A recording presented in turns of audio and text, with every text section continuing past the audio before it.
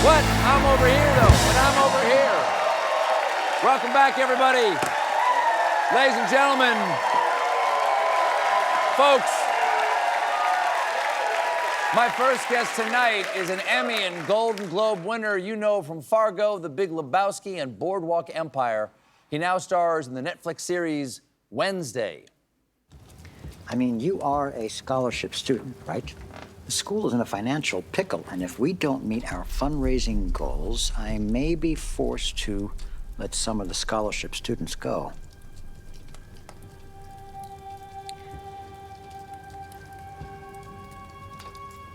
I know how people feel about sirens, but I don't share that view.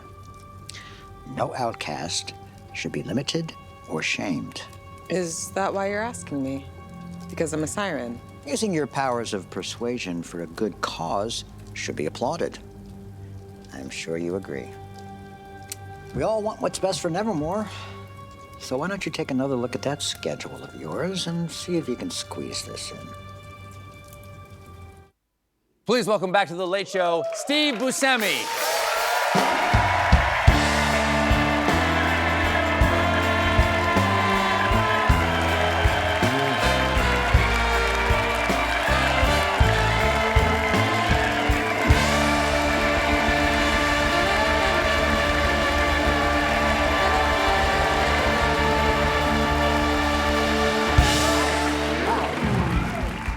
America's sweetheart, Steve Buscemi. Thank you for joining us again.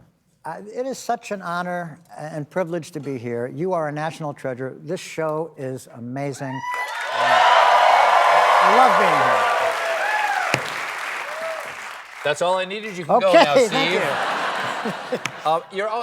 Thank you for being so stupid with me just now in the second act. Boy, we all need all the stupid we can get. I will fly with you anywhere. Thank you very much. It is hard to out-stupid the world these days. Now, have you always, like, you're a renowned, respected actor, but you also do the silly stuff too. Have you always been so open to, up for whatevs? Yeah. I mean, I love doing the silly stuff. I grew up on the Three Stooges and Jerry Lewis, and this is, I mean, I never thought that I would be a dramatic actor. I always thought that I would, just be doing comedy. And I guess my work ethic came, when I was doing a lot of theater stuff and performance art in the 80s, in the East Village days. And everybody just performed in each other's shows. And it was just fun. I mean, I love doing this stuff, yeah. Well, with you, come on. That's how I started too. I just had friends who would say, "Do you want to get in trouble?" Yeah. And that meant somebody probably had found a space in the theater and probably named a show and called the press, but we hadn't written it yet. We would get the gig first. I used to perform a lot with my buddy, the actor Mark Boone Jr., and we used to get a gig first and then have to come up with a show. And we'd have about a week to do it. A week? But luxurious. I know. My friend, you met my friend Paul Dinello? He works here. We were strangers with candy together. Yeah. He used to call me up and say, "Hey, do you want to go up tonight at Largo or something like that?" He wouldn't say tonight. He goes, "Do you want to go up at Largo? We just need to come up with something to write." I said, "Good. I signed us up tonight for Largo." Oh, wow. And you go, "Paul, we're up at 9. It's 6 o'clock." And he goes, "Come on, we can do it." There's no way I could. And sometimes we did. Yeah. Now, okay, your fans know some of your greatest hits. Like for me, it's a small part, a fantastic part in Miller's Crossing, Reservoir Dogs, Fargo, Big Lebowski, Billy Madison, Broadway, Boardwalk Empire, Death of Stalin. But what about the parts you didn't get? What about about the near misses? What about the crushing defeats? Please. I try not to think of those, but were you good at auditioning? No, it was terrible. Yeah, see. No, the reason I became wrote for myself because no one would cast me. Yeah. I was always hot and cold. I never knew, if I should wing it, because sometimes I'd be good if I went in the room and I didn't really prepare, and then the next time I do it, I would fail. And but I remember one time I was auditioning for Barry Levinson for the movie Tin Men. Sure. And I went, okay, I can't just wing this. I have to really prepare. And I studied the sides, the script, and and went in there and did my reading, did my audition, and he looked at me and he went, "That was really good. That's really good, Steve. All right.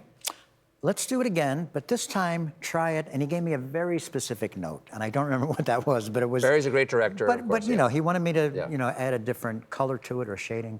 I went, okay, and then I read it again, the exact same way I just did it.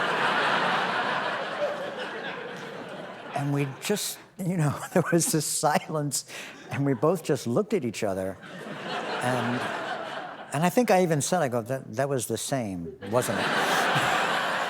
And he said, "Yeah, it's okay, it's okay." And Yeah.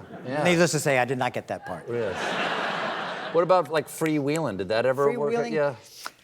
Sometimes, but I also, in the beginning when I was auditioning, I didn't know what the protocols were. I didn't, and sometimes I talked too much. And I remember I auditioned for, I'm pretty sure it was a Neil Simon film, and Mike Nichols was directing. Wow, that's a once-in-a-lifetime opportunity. Casting director, Juliet Taylor, the biggest casting director, in New York, if not the country, was there. But I didn't want to go on the audition because I knew I had something else booked and that I wasn't available. And my agent at the time said, no, just go. When are you going to have an opportunity to meet these people? Just go and do the audition. Don't worry about it. And I went, okay. I went in, I do the audition, and they loved it. They were laughing. They were like, "That's great. Yeah, good, blah, blah." And I went, so when are you shooting this? They said, "Well, I'm going, yeah, because I'm not available." Like I told them in the room. And again, this like silence, and I could see Juliet Taylor just looking at me going, "What is wrong with you?" We have to take a quick break. We'll be right back with more Steve Buscemi, everybody. Stick around.